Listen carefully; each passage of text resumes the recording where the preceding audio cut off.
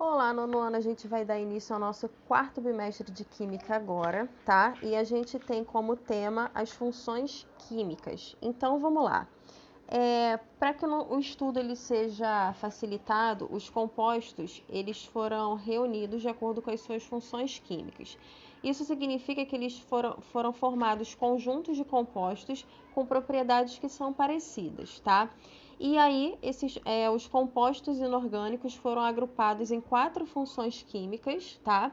Que são as chamadas funções inorgânicas, que vocês estão vendo aí. E os compostos orgânicos são aqueles que carregam um grupo funcional específico de carbono. E eles foram agrupados em funções orgânicas, que vocês estão vendo aí de verdinho embaixo, né? E aí é o que vocês estão vendo. A gente vai estudar essas funções nesse quarto bimestre, mas vamos dar uma olhada rápida agora. As funções inorgânicas, vocês vão perceber que são 4, que são os ácidos, as bases, os sais e os óxidos. Já as funções orgânicas são 5, os hidrocarbonetos, os álcools, as cetonas, os ácidos orgânicos e as aminas, tá? A gente hoje vai falar um pouquinho sobre os ácidos, tá?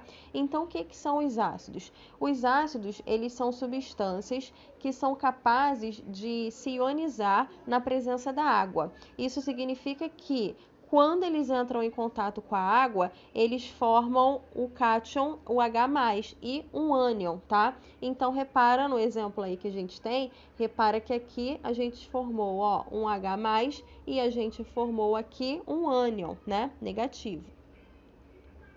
Agora a gente vai falar um pouquinho sobre as propriedades dos ácidos, tá? Eles apresentam propriedades, a gente vai citar algumas. Então, eles são bons condutores elétricos quando ionizados em água, tá? Eles apresentam mudança de cor quando adicionados, a determinados indicadores, e eles apresentam o sabor azedo, né? É o caso, por exemplo, do limão, né? Que ele tem ácido cítrico. E agora a gente vai falar um pouquinho sobre a fórmula e o nome dos ácidos, tá? Então, a gente pode estar classificando os ácidos de duas formas, que são os hidrácidos e os oxiácidos. A gente agora vai falar primeiramente dos hidrácidos e depois dos oxiácidos, tá? A gente vai falar dessas regras agora de uma forma geral. Então, quando a gente fala dos hidrácidos, eles apresentam moléculas que são constituídas por hidrogênio e um outro oxigênio, e um outro componente qualquer que não seja o oxigênio, tá? Então, a primeira parte dele é de hidrogênio e a segunda parte é um outro elemento que não seja o oxigênio, ok? E aí, deixa eu destacar aqui. Aqui a gente tem a regrinha para a gente conseguir dar um nome para esse hidrácido, tá? Então, geralmente, o nome de um hidrácido, ele vai terminar em hídrico, tá? Então, como é que vai ficar? Vai começar como ácido, a gente coloca o nome do elemento e adiciona o hídrico, tá? Então, é o seguinte...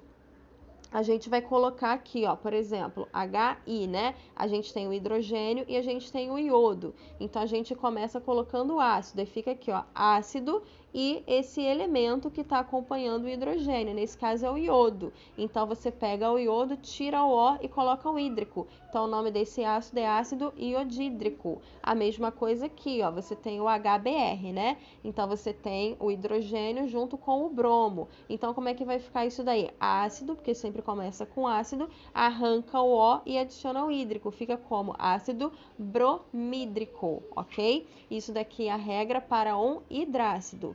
A gente agora vai falar do oxiácido, tá? Os oxiácidos, eles são moléculas que são compostas de hidrogênio, oxigênio e um outro elemento. É por isso que eu falei que aqui no hidrácido não tem o oxigênio, tá vendo? Porque se tiver o oxigênio, ele vai entrar como um oxiácido. Então, o oxiácido vai carregar um hidrogênio, o oxigênio e algum outro elemento, tá?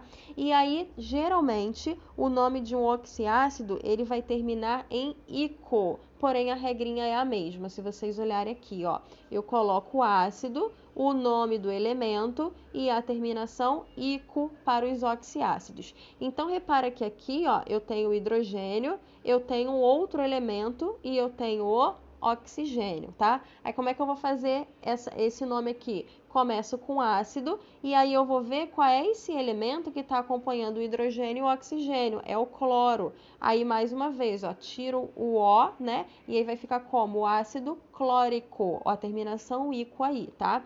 Esse aqui de baixo, ó, repara que eu tenho hidrogênio, eu tenho oxigênio e eu tenho bromo. Então eu começo com ácido e aqui, ó, como eu tenho o oxigênio acompanhando, eu vou terminar com ico. Então vai ficar ácido brômico, ok?